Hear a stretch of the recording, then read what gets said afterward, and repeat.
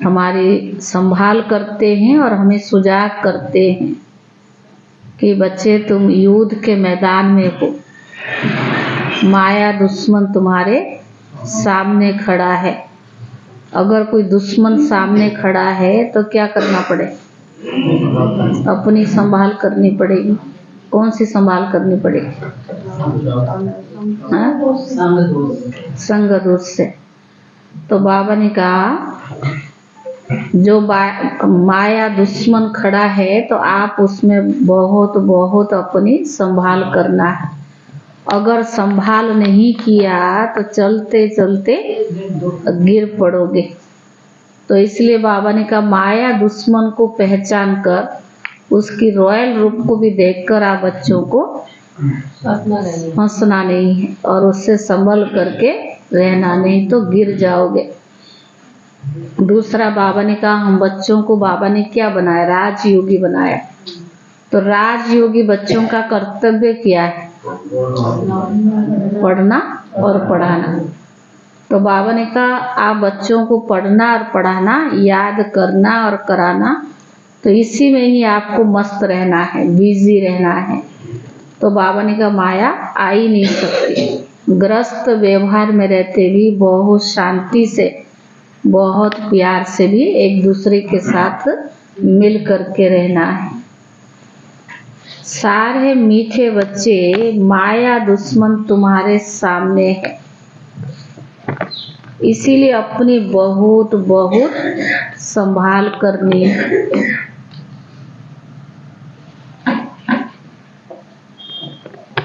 मीठे बच्चे, माया दुश्मन तुम्हारे सामने है, इसलिए अपनी बहुत बहुत संभाल करनी है। अगर चलते चलते माया में फंस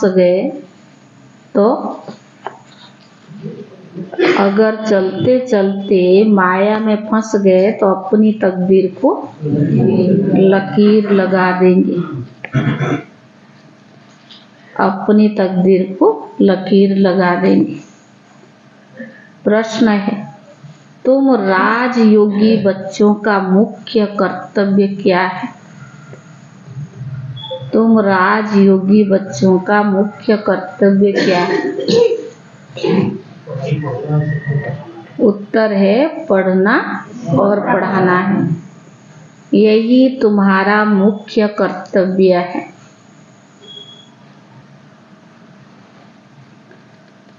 तुम हो ईश्वरीय मत पर। तुम्हें कोई जंगल में नहीं जाना है। तुम हो ईश्वरीय मत पर, तुम्हें कोई जंगल में नहीं जाना है।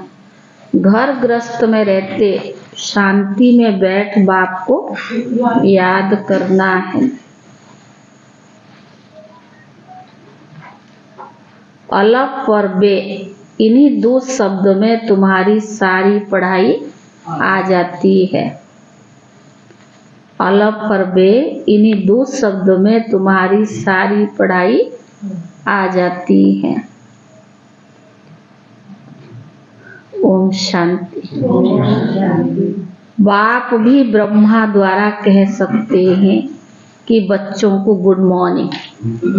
बाबा का तो शरीर नहीं है ना, तो किसके माध्यम से? ब्रह्मा के माध्यम से। परंतु बच्चों को भी रेस्पॉन्ड तो देना पड़े ना। यहाँ है ही बाप और बच्चों का कनेक्शन। नए जो आते हैं, नए जो है जब तक पक्के हो जाए कुछ ना कुछ पूछते ही रहेंगे। यह तो पढ़ाई है। भगवान उवाच भी लिखा है। भगवान है निराकार। तो बाबा ने कहा यह बाबा अच्छी रीति पक्का कराते हैं किसी को भी समझाने के लिए, क्योंकि उस तरफ है माया का जोर। यहाँ तो वह बातें है नहीं। बाप तो समझते हैं। जिन्होंने कल्प पहले वर्षा लिया था वो आप पे ही आ जाएंगे। ऐसे नहीं कि फलाना चला न जाए, इनको पकड़े, चला जाए तो चला जाए। जबरदस्ती की सौदा तो नहीं है ना। जिनको चलना होगा जो कलप पहले बाबा के बच्चे होंगे स्वर्ग में जाने वाले होंगे वो तो जाएंगे नहीं, पर जो नहीं जाने वाले तो बाबा ने कहा हम सोचते इनको पकड़ के रखे, तो बाबा कहता चला जाए तो चला जाए ना। यहाँ तो जीते जी मरने की बात है। बाप एडॉप्ट करते हैं, एडॉप्ट किया ही जाता है कुछ वर्षा देने के लिए। बच्चे माँ बाप के पास आते ही वर्षे की लालच पर। साहूकार का बच्चा कभी गरीब के पास एडॉप्ट होगा क्या? इतना धन दौलत आदि सब छोड़कर कैसे जाएगा? एडॉप्ट करते हैं साहूकार। अभी तुम जानते हो बाबा हमको स्वर्ग की बादशाही देते हैं, क्यों ना हम उनका बनेंगे। हर एक बात में लालच तो रहती है, जितना तुम पढ़ेंगे उतनी और नॉलेज उतनी और लालच होगी। तुम भी जानते हो बाबा ने हमको एडॉप्ट किया है बेहद का वर्षा देने। बाप भी कहते तुम सबको हम फिर से 5000 वर्ष पहले माफिक एडॉप्ट करते हैं।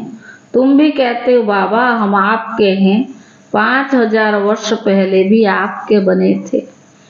तुम प्रैक्टिकल में कितने ब्रह्मा कुमार कुमारियां हो। प्रजापिता तो नामी ग्रामी है। जब तक शूद्र से ब्राह्मण न बने तब तक देवता बन न सके। तुम बच्चों की बुद्धि में अब ये चक्कर फिरता रहता है, ये हम शूद्र थे, हम अभी ब्राह्मण बने, फिर हमें देवता बनना है। संगम युग पर हम राज्य करेंगे, तो इस पुरानी दुनिया का विनाश जरूर होना है। पूरा निश्चय नहीं बैठता तो फिर अगर बाबा से परिवार से ड्रामा से पूरा निश्चय नहीं बैठता तो फिर वो चले जाते हैं। कई बच्चे तो फिर गिर भी जाते हैं, तो बाबा कहते ये भी ड्रामा में नूंद है। माया दुश्मन सामने खड़ी है, वो अपनी तरफ खींच लेती है।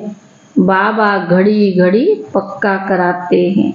माया में फंस नहीं पड़ना, नहीं तो अपनी तकदीर को लकीर लगा देंगे।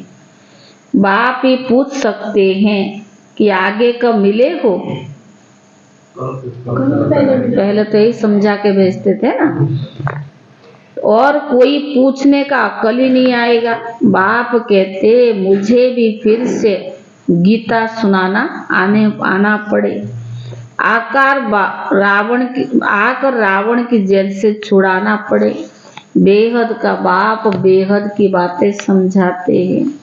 अभी रावण का राज्य है, पतित राज्य है, तो आधा कलप शुरू हुआ है। रावण को 10 शीश दिखाते हैं, विष्णु को 4 भुजा दिखाते हैं। ऐसे कोई मनुष्य होता नहीं, यह तो प्रवृत्ति मार्ग दिखाया जाता है। यह है एम ऑब्जेक्ट, विष्णु द्वारा पालना। विष्णुपुरी को कृष्णपुरी भी कहते हैं, विष्णुपुरी को कृष्णपुरी भी कहते हैं। श्री कृष्ण को तो 2 बाहें भी दिखाएंगे ना। मनुष्य तो कुछ भी समझते नहीं है, तो बाप हर एक बात बच्चों को समझाते हैं। वह सब है भक्ति मार्ग। अभी तुम बच्चों को ज्ञान है, तुम्हारी एम ऑब्जेक्ट है ही नर से नारायण बनने की। यह गीता पाठशाला है ही जीवन मुक्ति प्राप्ति करने के लिए। ब्राह्मण तो जरूर चाहिए, क्योंकि यह है रुद्र ज्ञान यज्ञ। शिव को रुद्र भी कहते हैं। अब बाबा पूछते हैं ज्ञान यज्ञ श्री कृष्ण का है या शिव का है? तो बाबा ने कहा शिव को परमात्मा ही कहते हैं, शंकर को फिर देवता कहते हैं। इन्होंने फिर शिव और शंकर को इकट्ठा कर दिया है। अब बाबा कहते हमने इनमें प्रवेश किया है। तुम बच्चे क्या कहते हो, बाप और दादा? वह कहते शिव शंकर ज्ञान सागर तो एक ही बाबा है। तुम बच्चे जानते हो ब्रह्मा से विष्णु बनते हैं ज्ञान से। चित्र भी तो बराबर बनाते हैं ना। अभी शास्त्रों का सार बैठ सुनाते हैं। बाप सुनाते या ब्रह्मा? भक्ति में तो शास्त्र किसके हाथ में दिखा है? ब्रह्मा के। तो ज्ञान में मार्ग में बाबा पूछते हैं शास्त्र कौन सुनाता? ब्रह्मा सुनाते, शिव बाबा। यह भी मास्टर ज्ञान सागर बनते, बाकी चित्र इतने ढेर बनाए हैं, वह कोई यथार्थ है नहीं। वह है सब भक्ति मार्ग के। मनुष्य को 8-10 भुजा वाले होते नहीं, यह सिर्फ प्रवृत्ति मार्ग वाले दिखाया है। रावण का भी अर्थ बताया है। आधा कल्प रावण राज्य रात और आधा कल्प राम राज्य दिन। बाप हर एक बात समझाते हैं। तुम सब एक बाप के बच्चे हो। बाप ब्रह्मा द्वारा विष्णुपुरी की स्थापना करते हैं। तो बाबा ने कहा और तुमको राजयोग भी सिखाते, जरूर संगम पर ही तो राजयोग सिखाएंगे ना। द्वापर में गीता सुनाई, ये सब रॉन्ग हो जाता है। बाबा तो अभी सुनाता है, बाबा ने कहा द्वापर में थोड़ी कोई बैठ के गीता ज्ञान सुनाई। बाप सच बताते हैं, बहुतों को ब्रह्मा का श्री कृष्ण का भी साक्षात्कार होता है। तो बाबा ने कहा ब्रह्मा का सफेद पोष भी दिखते हैं, शिव बाबा तो है ही बिंदी। तो बिंदी का साक्षात्कार हो तो कुछ समझ न सके, तुम कहते हो हम आत्मा है।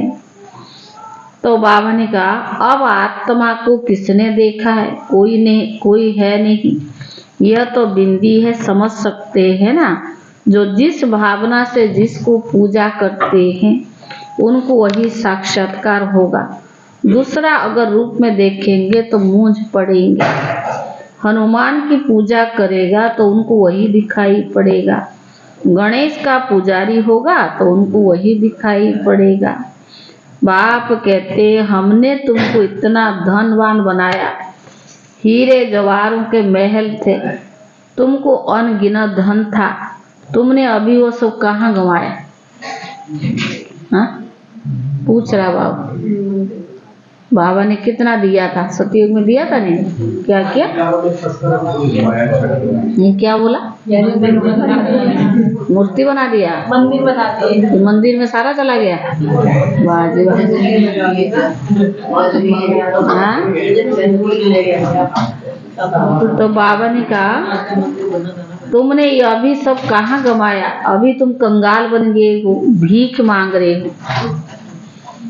बाबा ने कहा बाप तो कह सकते हैं ना, अभी तुम बच्चे समझते हो कि बाप आए हैं, हम फिर से विश्व का मालिक बनते हैं। यह ड्रामा अनादि बना हुआ है। हर एक ड्रामा में अपना पार्ट बजा रही है। कोई एक शरीर छोड़कर जाकर दूसरा लेते हैं, इसमें रोने की क्या बात है? सतयुग में कभी रोते नहीं, अभी तो मोहजित बन रही हो। मोहजित राजा ये लक्ष्मी नारायण आदि है, वहाँ मोह होता नहीं। बाप अनेक प्रकार की बातें समझाते रहते क्योंकि बाप निराकार है। मनुष्य तो उससे नाम रूप से न्यारा कह देते, लेकिन नाम रूप से न्यारा कोई चीज थोड़ी होती है। हे भगवान, ओ गॉड फादर कहते हैं ना, तो नाम रूप तो है ना। लिंग को शिव परमात्मा शिव बाबा भी कहते, बाबा तो है ना बराबर। बाबा के जरूर बच्चे भी होंगे, बाबा है तो बच्चे भी जरूर होंगे। शिव बाबा फिर घर में आकर बाप को भी कहते बाबा, तो बाप अर्थ नहीं समझते, हम उनको शिव बाबा क्यों कहते? बाप तो बड़े ते बड़ी पढ़ाई 2 अक्षर में पढ़ाते हैं, अलग और बे।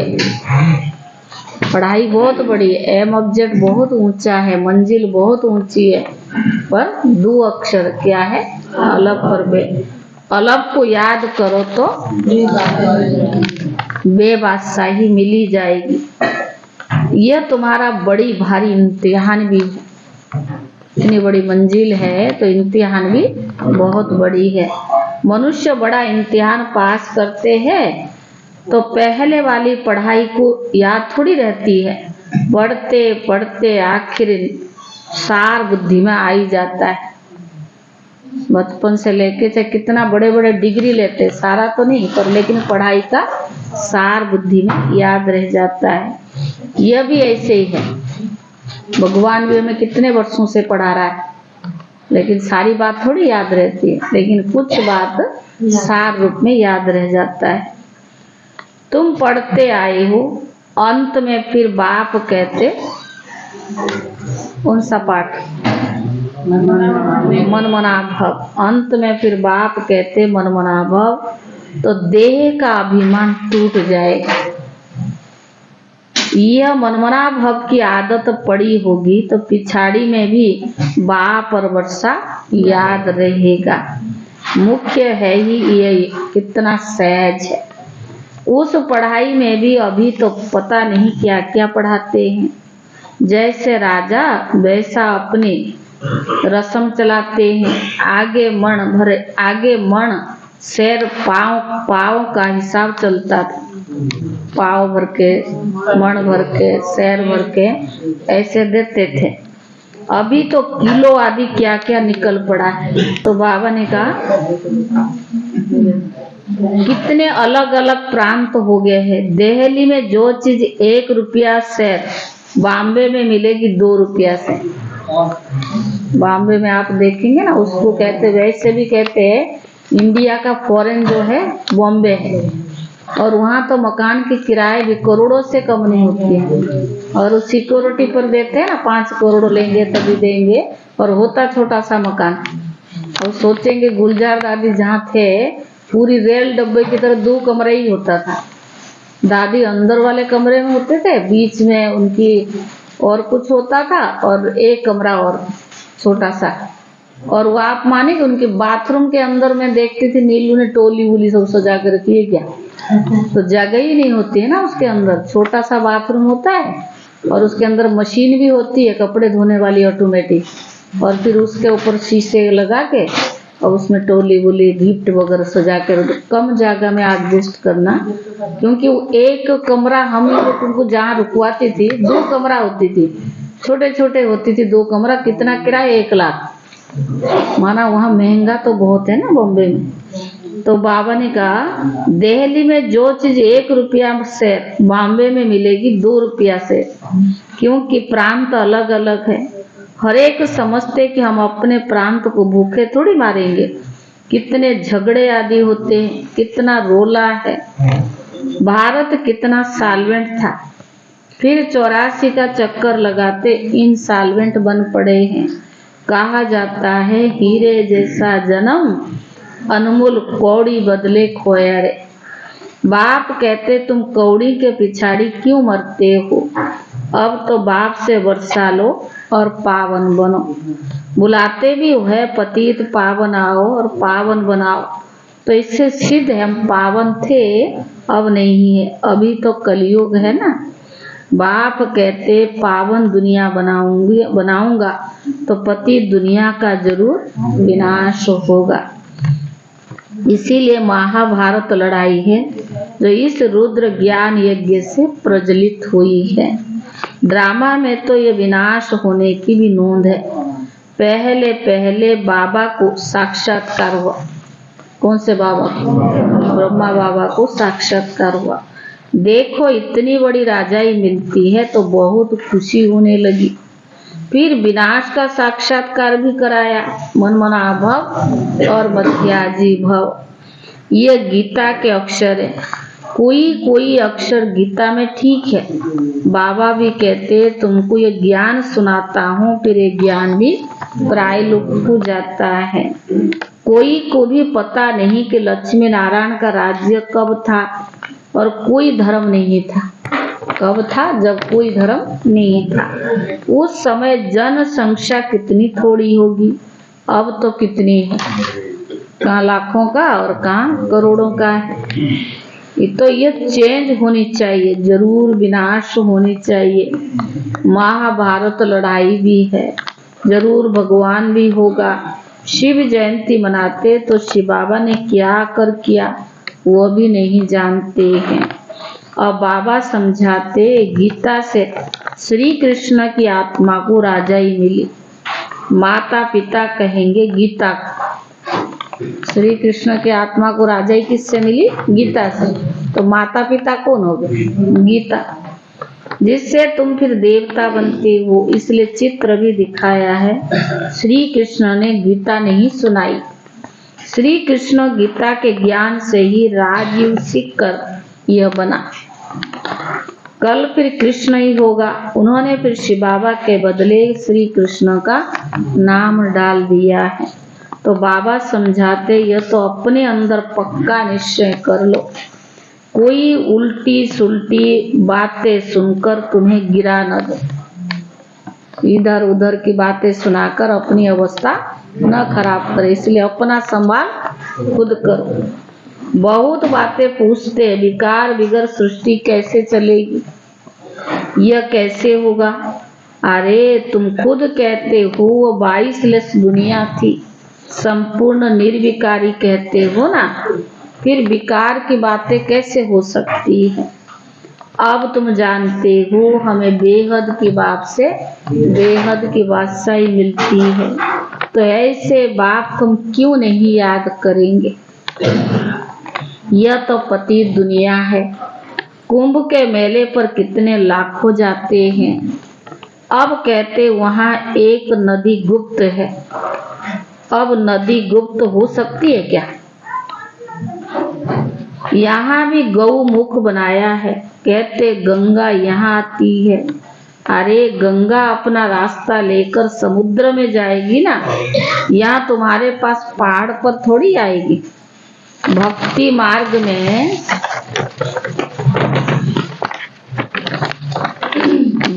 मार्ग में कितने धक्के हैं।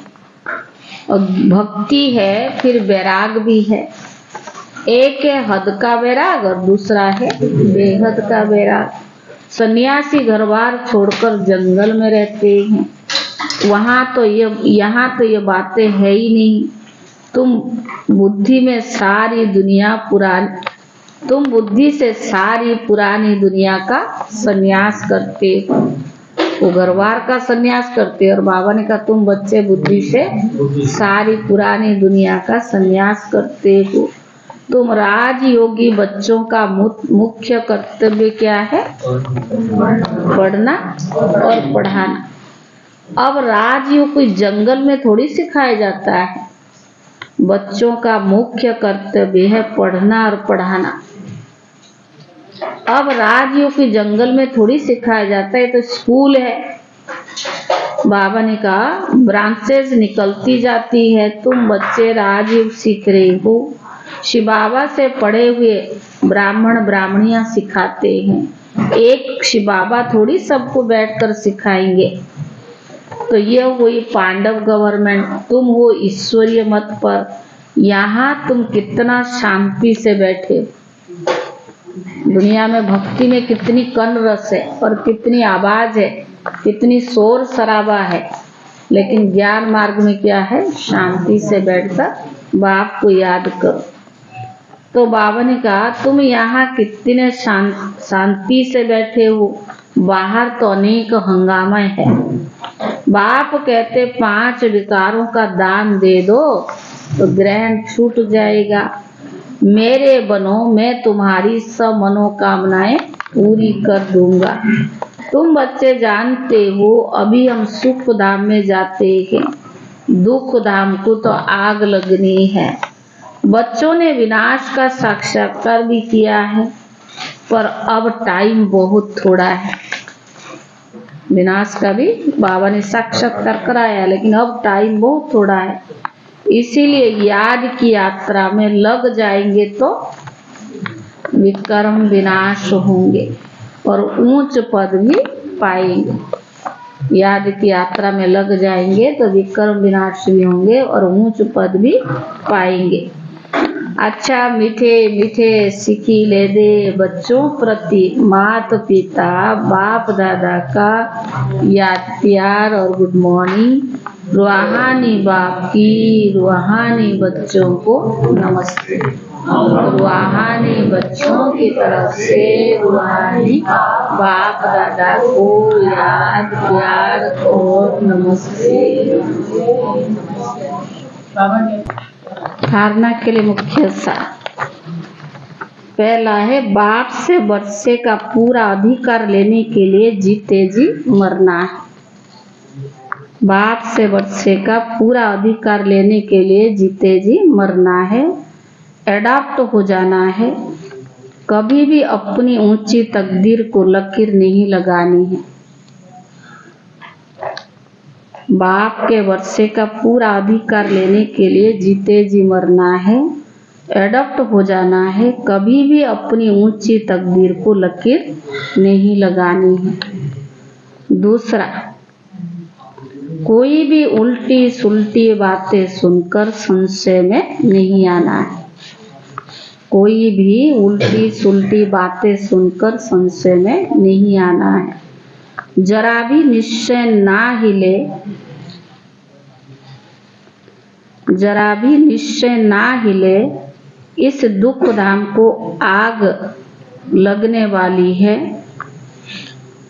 इस दुख धाम को आग लगने वाली है। इसीलिए इससे अपना बुद्धियों निकाल देना है। इसलिए इससे अपना बुद्धियों निकाल देना है। वरदान, समय प्रमाण अपने भाग्य का सिमरण कर, समय प्रमाण अपने भाग्य का सिमरण कर खुशी और प्राप्तियों से भरपूर बनने वाले स्मृति स्वरूप भव। समय प्रमाण अपने भाग्य का सिमरण कर खुशी और प्राप्तियों से भरपूर बनने वाले स्मृति स्वरूप भव। भक्ति में आप स्मृति स्वरूप आत्माओं के यादगार के रूप में भक्त भी अभी तक आपके हर कर्म की विशेषता का स्मरण करते हैं। भक्ति में आप स्मृति स्वरूप आत्माओं के यादगार रूप में भक्त भी अभी तक आपके हर कर्म की विशेषता का स्मरण करते हैं। अलौकिक अनुभव में खो जाते हैं। अलौकिक अनुभव में खो जाते हैं तो अपने प्रैक्टिकल जीवन में कितने अनुभव प्राप्त किए होंगे। अपने प्रैक्टिकल जीवन में कितने अनुभव प्राप्त किए होंगे। सिर्फ जैसा समय, जैसा कर्म, वैसे स्वरूप की स्मृति इमर्ज रूप में अनुभव करो। जैसा कर्म वैसा स्वरूप की स्मृति में इमर्ज रूप में अनुभव करो तो बहुत विचित्र खुशी, विचित्र प्राप्तियों का भंडारा बन जाएंगे। विचित्र प्राप्तियों का भंडार बन जाएंगे और दिल से यही अनहद गीत निकलेगा कि पाना था सो पा लिया। स्लोगन, नंबर 1 में आना है तो सिर्फ ब्रह्मा बाप के कदम पर कदम रखते चलो। नंबर 1 में आना है तो सिर्फ ब्रह्मा बाप के कदम पर कदम रखते चलो। आज इस महीना का लास्ट अव्यक्त इशारा है 29 फरवरी। बेहद का इतना बड़ा ब्राह्मण परिवार देख देख कर कितनी खुशी होती है या नहीं। यह कितना अच्छा परिवार है, ऐसा लगता है जैसे कि मिले हुए ही। मधुबन में जाओ, बेहद परिवार को देखो, क्या लगता है हमने बहुत बार मिले, अनेक बार मिले हैं। जहाँ देखो वहाँ कितनी मधुरता है। सभी मेरा बाबा कहकर कितना मुस्कुरा रही है। पूरे कल्प में संगम पर ही ऐसा परिवार मिलता है। तो आपस में एक दो की विशेषता देखते, दिल खुश मिठाई खाते खिलाते, मधुरता संपन्न व्यवहार करो। इससे सब विघ्न सहज खत्म हो जाएंगे। ओम शांति। अभी बाबा को भोग लगाएंगे।